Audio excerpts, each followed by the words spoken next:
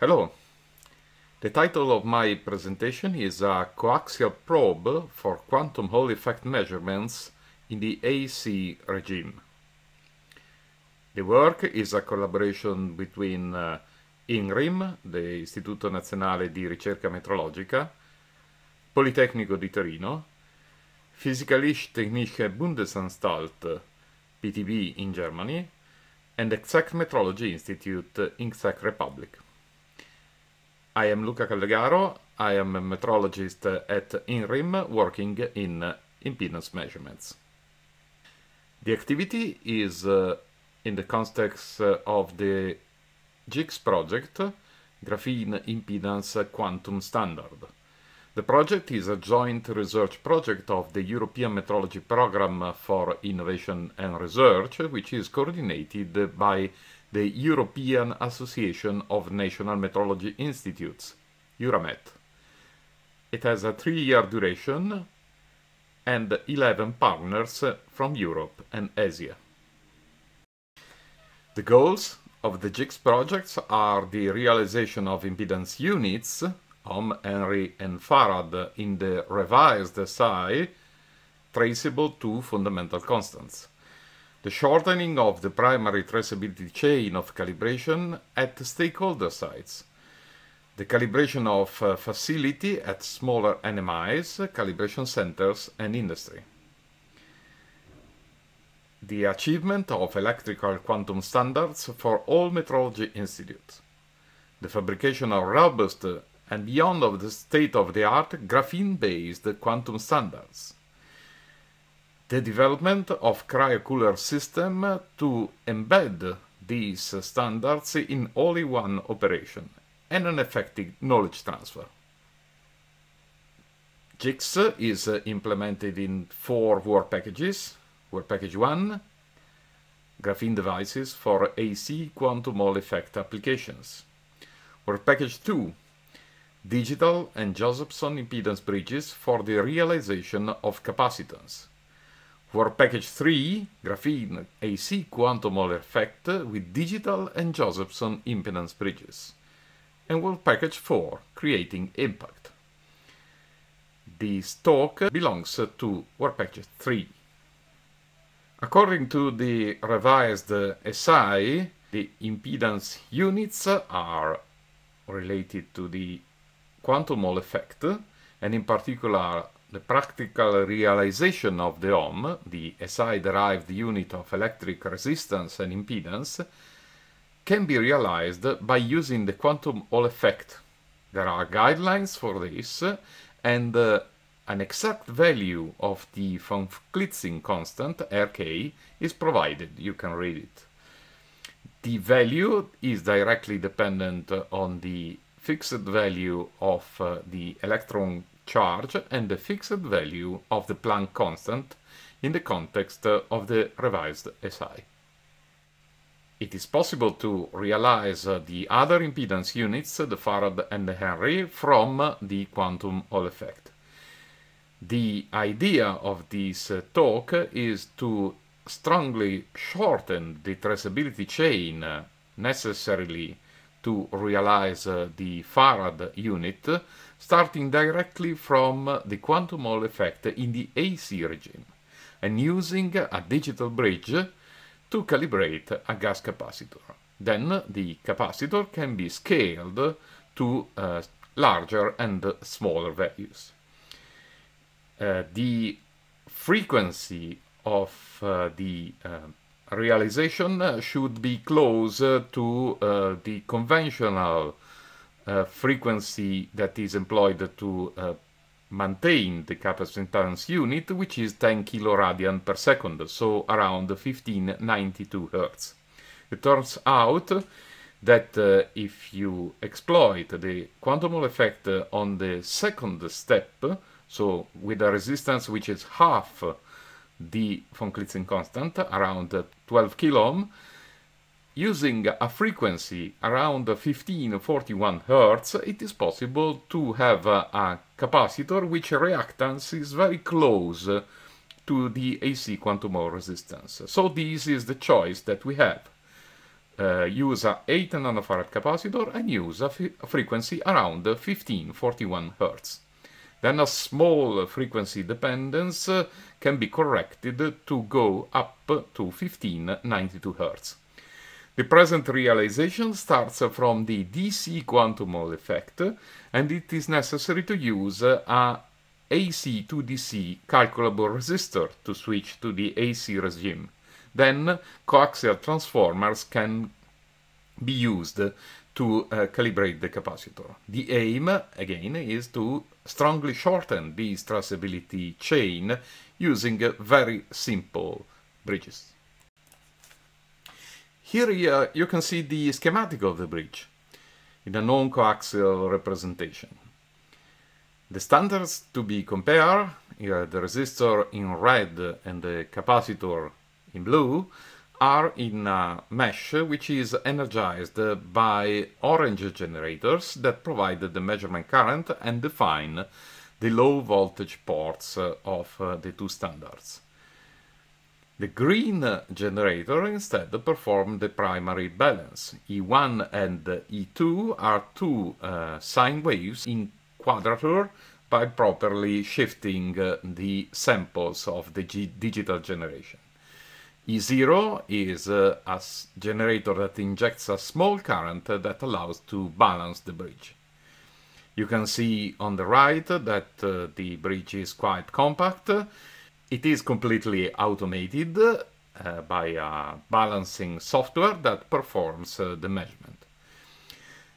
Using the bridge to compare a resistor and a capacitor, the accuracy of the comparison, the transfer of the resistance value to the capacitance value, has an accuracy of 2 parts in 10 to the 7. We have now to employ the bridge in the quantum Hall effect. In the GIQS project, graphene quantum Hall devices are being created.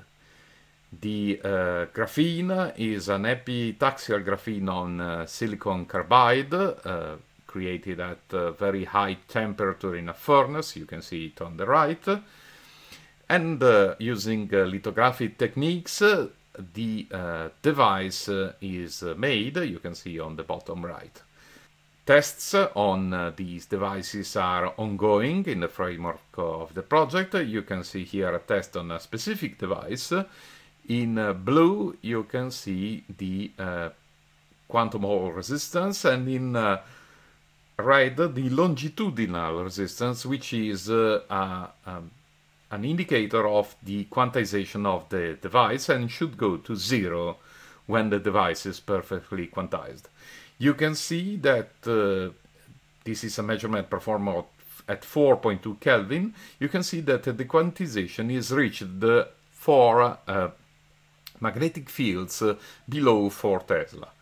This is a great advantage respect to normal gallium arsenide devices employed in quantum Hall effect that need lower temperature and much higher magnetic fields.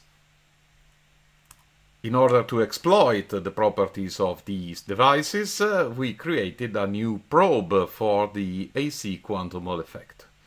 The idea is to have something lighter and cheaper than the one that are presently in use for the use of gallium arsenide devices. The probe includes a small superconducting magnet that goes up to 6 Tesla at 4.2 Kelvin and with a current of 65 amp. And the magnet has a thermal switch for persistent mode operation without the current. You can see that the magnet can be directly connected to the probe and can be immersed into a small dewar, in particular on a transportation dewar with a normal size of the input port of the dewar. The probe includes an insert that can be removed with the probe in helium and shield for the quantum Hall device. The device is mounted on a double shielded sample holder specifically created to minimize the effect of parasitic capacitance. The holder is mounted at the head of the insert, you can see on the right, and all wiring is performed with the coaxial cables.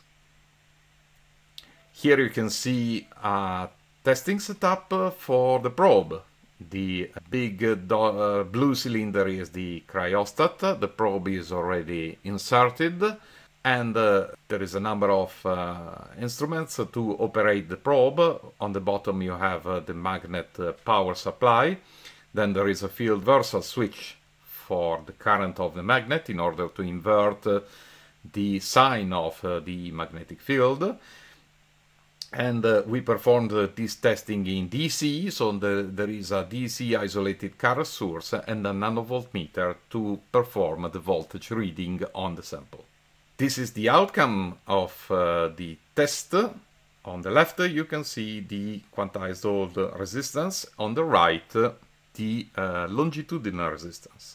Since the graphene devices are still under development, we employed a special low mobility gallium arsenide sample that allows to reach the quantization plateau number 2 within the magnitude of the magnetic field that can be reached by the magnet, which is 6 teslas. You can see that even if we are at 4.2 Kelvin, on the left panel you have steps corresponding to the quantization resistance. On the right you have the Subnikov-de Haas oscillations, where each minimum in resistance corresponds to a plateau in the quantum Hall effect resistance. So far so good. We have seen that the probe can be operated in a cryogenic environment, and it's possible to perform measurements in DC on a quantum Hall device. So what's the expectation about the AC behavior of the probe? Now, the behavior is of course strongly influenced by the parasitic parameters. The contact resistance, the wire resistance, and the wire capacitance, since we are in AC, that are present, and the wires are particularly long, to about 2 meters, and an additional length is necessary to connect it to the bridge on the outside of the dewar. Now it's possible to exploit a very peculiar connection scheme, the so-called multiple series connection scheme. You can see it on the right, and this scheme strongly reduces the errors created by the parasitic parameters. On the left there is an expression. This is a simplified model developed by PTB. It is possible to refine the model by using more complex modeling of the electrical behavior. We have techniques developed specifically for that, but you can see the formula. The error that is considered is the difference between what is observed at the terminals, the outside terminals of the probe, respect to the effective value of the quantum Hall resistance, the quantized value. This is a relative error, and it can be expressed in terms of the properties of the connections. In particular, ZW and YW are the series and parallel equivalent parasitic parameters of the wire. RC is the contact resistance to each connection of the wires to the quantum Hall device. Now we can analyze this error by performing the calculation and using the parameters that we know of the quantum Hall effect itself, of the cables. There is some uncertainty about the contact resistance on the quantum Hall effect, because this depends on the specific device that you are I made the calculation for two very different values of the contact resistance, 10 milliohm and 10 ohm. Now, analyzing the real part of this error, which is the most relevant for the resistance to capacitance comparison, you can see that depending on the order of the series, n equal 1 means there is no multiple series. The device is simply connected with two wires. N equal 2 means that there is a voltage pair of wires connected to the current wires, and n equal 3, which is made by connecting two voltage cables to each current cable of the device. You can see here that the error dramatically reduces from the original value, which is parts in 10 to the 4, part in 10 to the 3. This is essentially the effect of the longitudinal resistance of the wires and the contacts, down to parts in 10 to the 8, parts in 10 to the 9, which is adequate for the AC measurements that we intend to do. So with this specific connection, it is possible to strongly reduce this effect of the parasitic parameters. And of course, the probe is specifically made to allow to experiment with this kind of connections. The measurements are going, and you can follow the outcome of these experimentations and more generally of the GIQS project by connecting to the project website, and there is also a dedicated LinkedIn group. If you want to be more connected to the project, you can consider to become a stakeholder of the project. There is very little things to do. The first one is to contact me. Thank you very much.